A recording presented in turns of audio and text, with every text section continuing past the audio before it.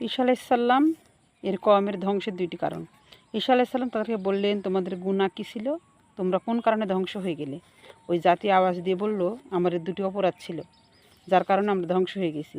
একটি ছিল আমরা দুনিয়ার প্রতি আসক্ত ছিলাম। দ্বিতীয়টি হচ্ছে তাওয়াগীতের সঙ্গে আমাদের সম্পর্ক ছিল। হয়তো ঈসা আলাইসাল্লাম বললেন, তাওয়াগীতের সঙ্গে ভালোবাসার অর্থ কী?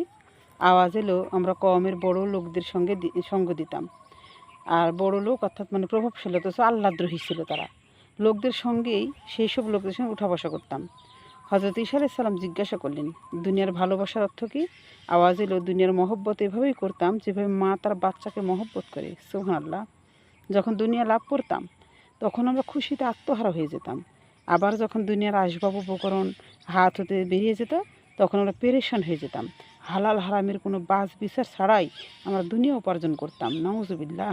বৈধ অবৈধ পন্থার তোয়াক্কা না করে আমরা চলতাম।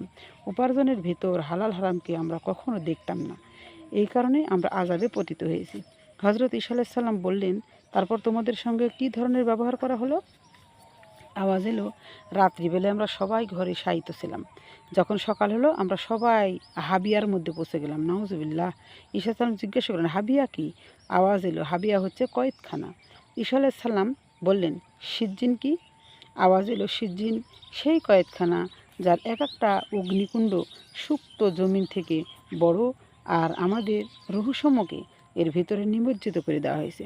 আমাদের রুহগুলো সেখানে পতিত হয়ে আছে।